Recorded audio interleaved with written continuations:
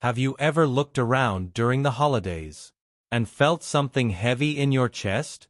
Not because you were unhappy, but because you could feel that someone nearby was.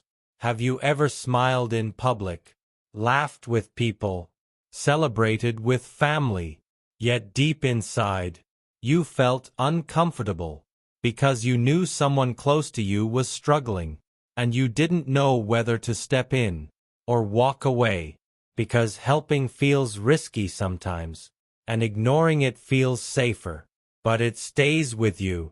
If you've ever asked yourself, should I help? Or is it none of my business? Please stay with me. This story isn't dramatic. There's no music building up, no cameras, no viral moment, just two ordinary people and a small decision that quietly changed how we understand kindness. My younger brother and I didn't grow up with much. Holidays in our home were simple. No fancy decorations, no expensive gifts, just food when we could manage it, laughter when things felt light enough, and the quiet hope that next year might be easier. That particular holiday season was harder than most. Money was tight. Bills didn't pause just because it was December. Work slowed down. Stress didn't. Like many families, we weren't celebrating. We were surviving. One cold evening, we were walking home with a small bag of groceries. Not much, just enough to get by. Halfway up the stairs, my brother slowed his steps. He didn't say anything at first. He just stopped and stared at the apartment across from ours. That's where our neighbors lived. An elderly couple. Quiet, polite, the kind of people who nod when you pass, but never ask for help. Their lights were off. No decorations. No sound. No smell of food. Just darkness. My brother whispered, "Do you think they're okay?" I wanted to say yes. I wanted to keep walking, because sometimes it's easier to assume everything is fine than to face the possibility that it isn't. But something didn't sit right. We had noticed things before. The woman always wearing the same thin sweater, even when the air was cold. The man walking slower every week, his hands shaking when he unlocked the door. And in that moment, the holidays stopped feeling festive.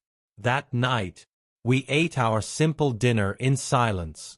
Then my brother asked a question that stayed with me longer than hunger ever could. What if they're sitting there right now, wondering if anyone even remembers them? That question changed the room. So we made a decision. Not a big one, not a brave one, just a human one. We packed what we could. Some rice, a few canned foods, warm bread, and a small holiday candle. We had been saving, not because it was valuable, but because it meant something. Standing outside their door, my heart was racing, not because I was afraid, but because I didn't want to embarrass them. I didn't want to make them feel small. I knocked gently. No answer. My brother knocked again. The door opened slowly. The woman looked surprised, then confused, then emotional. We didn't explain much. We didn't make speeches. We just smiled and handed her the bag. She tried to refuse. Of course she did. People who struggle quietly often feel they must stay strong, even when they're exhausted. But when she looked inside the bag, her hands began to shake. She whispered something I will never forget. You remembered us. Not thank you. Not we needed this. Just you remembered us.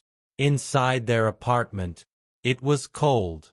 The man sat near the window, watching the streetlights flicker outside. When he saw us, he stood up slowly and wiped his eyes. without saying a word. We stayed for a while. We talked. We laughed softly. We listened. And something unexpected happened. They didn't just receive kindness. They gave it back. They shared stories from their youth. Holidays when their home was full. Children who moved far away. Lives that slowly became quieter. And we learned something that night. Silence can feel louder than hunger. When we finally stood to leave, the woman hugged my brother tightly and said, "You made this holiday feel human again." That night, I couldn't sleep, because I realized something painful and beautiful. Kindness doesn't require abundance. It requires awareness. You don't need extra money. You don't need a perfect life. You just need to notice. Someone near you might be smiling, but breaking inside. Someone might say they're fine, but feel forgotten. And sometimes, a simple knock on the door is enough to remind someone that they still matter. If you're watching this and thinking, "I wish someone would notice me too," please hear this. You matter. And if you're watching this thinking, "I want to help, but I don't know how," start small. Kindness doesn't need permission. To everyone already part of Kind Soul Corner, thank you for believing in stories like this. And if you're new here, we don't chase perfection. We share humanity.